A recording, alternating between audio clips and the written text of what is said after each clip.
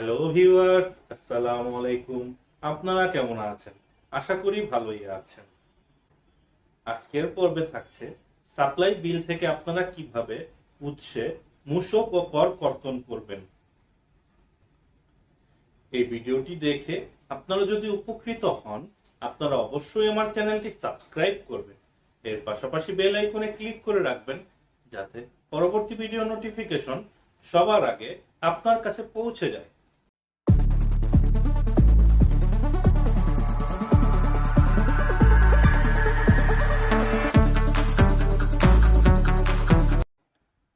আপনারা যে কোনো ওয়েব ব্রাউজার থেকে fmskillsharing.com লিখে আমার এই ওয়েবসাইটটিতে চলে আসবেন। এখান থেকে আপনারা সার্চ অপশনে সাপ্লাই অথবা কন্ট্রাক্ট লিখে এন্টার বাটনে প্রেস করবেন, অথবা সার্চ বক্সে প্রেস করবেন। এখানে আমার এই ব্লগটি চলে আসবে। তো এটি ফাইন্যান্স অ্যাক্ট 2024-এর আলোকে আপডেট করা। গত পর্বে আপনারা কন্ট্রাক্টর বিলের উপর ট্যাক্স ভ্যাট ক্যালকুলেশন দেখেছিলেন। এখন দেখবেন সাপ্লাই বিলের ওপর কিভাবে উৎসে মূসক ও কর কর্তন করা হয়। তো এখানে শুরুতে আমরা ভ্যাট রেটগুলো দেখে নেব। সাপ্লায়ারের ক্ষেত্রে procurement provider 7.5%, furniture 7.5%, directly sold করেন কাস্টমারকে তাহলে 15%। এখানে 4টা স্টেপে ফার্নিচারের রেট দেওয়া আছে। তো এখানে যেটা আপনার জন্য প্রযোজ্য সেটা আপনারা ফলো করবেন। প্রিন্টিং প্রেস আপনার দেওয়া আছে 10%, বাইন্ডিং ফার্ম 10%, এছাড়া আছে স্ট্যান্ডার্ড রেট 15%। বাকিগুলো অন্য ভিডিওতে আমরা আলোচনা করব। এখানে সাপ্লায়ারের ক্ষেত্রে ট্যাক্স রেট বলা আছে 5%, supply of all goods not mention in 1 to 12। আর বলা আছে ইন্ডাস্ট্রিয়াল র মেটেরিয়াল সাপ্লাইয়ের ক্ষেত্রে 3%। তো আপনারা সাপ্লাইয়ের ক্ষেত্রে পূর্বে যে স্ল্যাব রেট ছিল সেটি এখন আর নেই, এখন আপনারা সরাসরি 5% করে দিলেই চলবে। এখানে এবিসি লিমিটেড XYZ কোম্পানিকে এখানে কিছু প্রোডাক্ট সাপ্লাই দিয়েছে, যেমন ডোর লক, প্লাস্টিক ডোর। এখানে বিলে শর্ত দেয়া আছে tax VAT inclusive.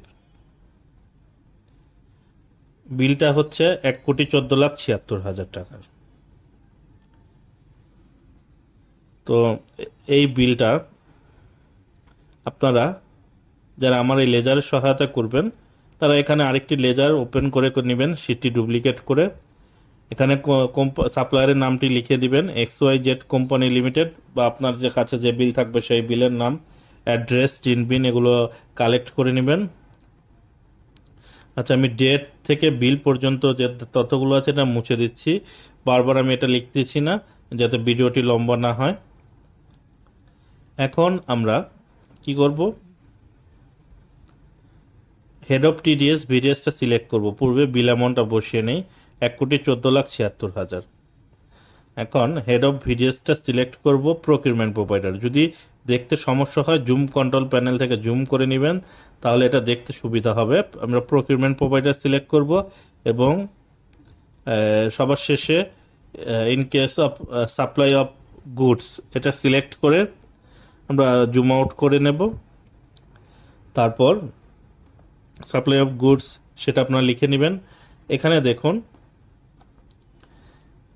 Nature of VAT এবং ট্যাক্স দুটো এক্সক্লুসিভ ছিল, আমি বিলের শর্ত অনুযায়ী সে দুটো ইনক্লুসিভ করে দেব। তো ইনক্লুসিভ করে দেওয়ার সাথে সাথে এখানে ভ্যাট এবং ট্যাক্স ক্যালকুলেট হয়ে অ্যাকচুয়াল পেমেন্ট অ্যামাউন্ট এখানে চলে এসেছে। তো আসুন আমরা এখন ম্যানুয়াল ক্যালকুলেশন যারা করবেন তাদের সাথে ম্যাচ করে নেই। এখানে শুরুতে আপনাকে ভ্যাট অ্যামাউন্টটা ক্যালকুলেট করতে হবে। তো ভ্যাট অ্যামাউন্টটা হচ্ছে 7.5% হচ্ছে ভ্যাট। ইনক্লুসিভ মেথডে 7.5 দিয়ে গুণ করবেন, 107.5 দিয়ে ভাগ করবেন। তারপর বিল অ্যামাউন্ট থেকে ভ্যাটটা মাইনাস করে বেস ভ্যালু নির্ধারণ করবেন। এই বেস ভ্যালু কিন্তু আমার এক্সেলে যেটা এসেছে সেটাই হুবহু চলে এসেছে। তো আপনারা ম্যানুয়ালি ক্যালকুলেট করে দেখে নেবেন। বেস ভ্যালু থেকে 5% ট্যাক্স মাইনাস করে আপনারা পেমেন্ট অ্যামাউন্ট নির্ধারণ করবেন।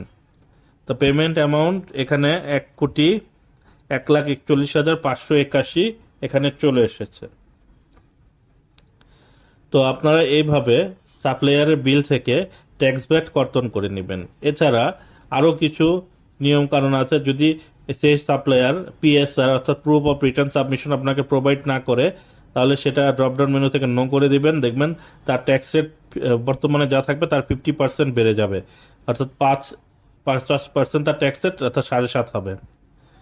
আবার সে যদি ব্যাংক ট্রান্সফারের মাধ্যমে টাকা পেমেন্ট না করে, সেক্ষেত্রেও এটা ড্রপডাউন মেনুটা যদি আপনি নো করে দেন, তার ট্যাক্স রেট বেশি চলে আসবে, অর্থাৎ 7.5%। তো এইভাবে আপনারা ইনকাম ট্যাক্সের নিয়ম অনুযায়ী উৎসে মূসক এবং কর কর্তন করবেন। এছাড়া যদি বিলের গায়ে শর্ত লেখা থাকে এক্সক্লুসিভ ভ্যাট এক্সক্লুসিভ, এখানে যদি এই বিলটি ইন্ডাস্ট্রিয়াল র মেটেরিয়াল সাপ্লাইয়ের ক্ষেত্রে হয়, সেক্ষেত্রে এখানে ট্যাক্স রেট হবে 3%। তো আমি পূর্বের অবস্থায় নিয়ে যাচ্ছি।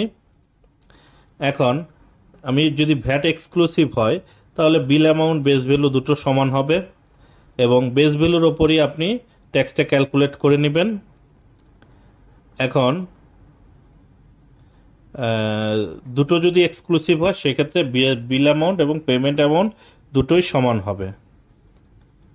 তো আপনারা বুঝতে পারছেন কিভাবে সাপ্লায়ারের বিল থেকে ট্যাক্স এবং ভ্যাট কর্তন করতে হয়।